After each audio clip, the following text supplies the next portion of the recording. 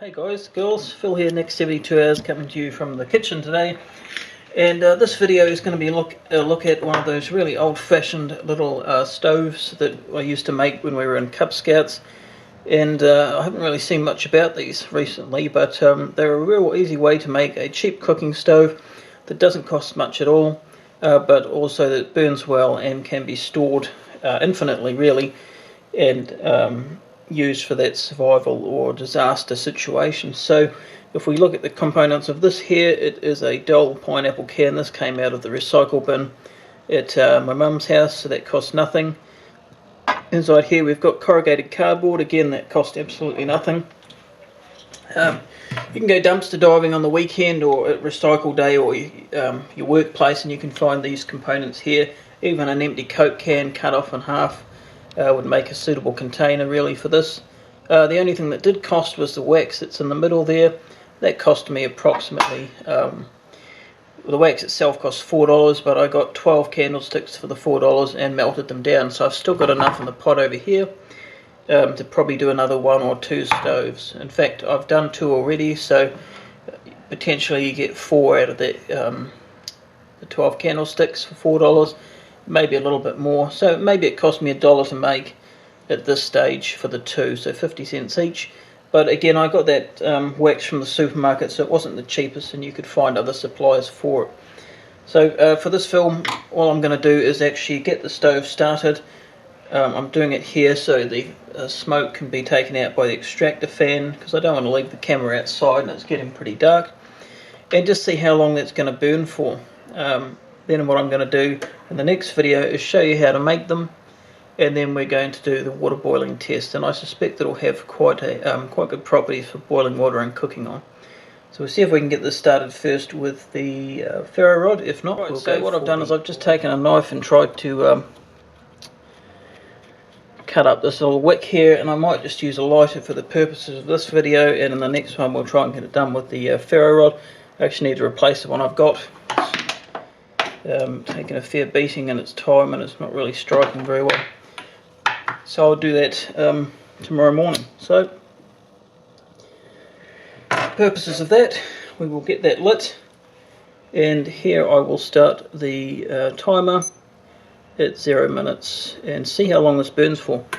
So I'm not going to make you watch the whole lot, though I'm going to take the whole lot, and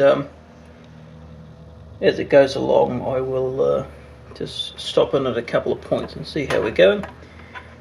Hopefully you'll be able to see that. I'll just adjust that so you can, and I will put the fan on here to take up some of that smoke, which will more than likely be created, and we'll get back. Alright, so due to the watch getting a bit hot there, I've just put it on a mixer handle, and you can see it in the background at 10 minutes 30.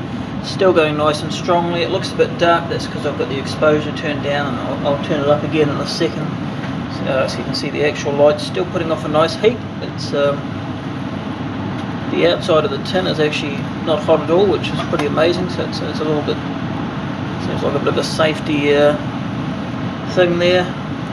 Still burning away really good. Obviously you could make this as big or as small as you wanted. I'd say this is about as small as you want to go, really. Any smaller and you're not going to get that heat, but I think if you went bigger as well, you'd have a bigger base, obviously, for more heat output. So we'll keep going with the timing test. Alright, so we've just hit that 20-minute mark there, and she's still burning pretty good. The actual outside of the can now has started to heat up quite a bit, so I would say it's no longer safe to pick up without tongs or something. But it's still going pretty strong. As I walk past, the flame seems to follow, so it's knocking around there. It's actually very still inside. Still got the fan going overhead, so you'll probably hear that in the background. And we'll see how that pans out. And yeah, just keep going. So I'd say as far as burn time so far goes, it's looking like a good wee test for you know, for a $1 stove there, or even less. You know, if you were to get your friends and colleagues to look out for these cans, you could just stack them on top of each other and have them sitting aside with a packet of matches or a striker or a lighter or something ready to go for cooking on. They're portable.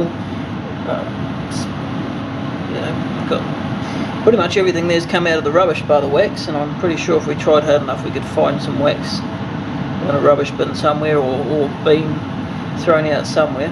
Tea light candles, they're pretty cheap. You can get some good bargains on those. Doesn't have to be good wax like beeswax or anything, it's just there for cooking.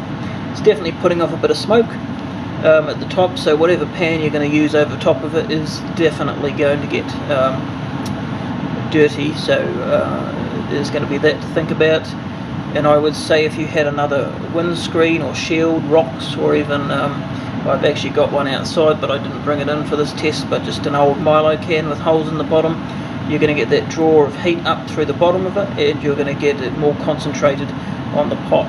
But we'll go through that when we actually do that test. So we're at 22 minutes and still burning, and I will come back in say 30 minutes if we're still there, or if it looks like it's going to dry out. So we're definitely starting to show, I would say, some signs that this is calming down in size, although every time I stand up and come back to this to say that, it sort of changes. It looks like it's still going, but anyway, we've hit the 51 minute mark with the stove so far, still putting out some reasonable heat there, so we'd definitely be able to keep cooking or boiling that water. And for the price, around about 50 cents or less, this is looking like quite the bargain of a stove. So we'll come back to you and just see how much longer this is going to burn while it's still putting out valuable heat.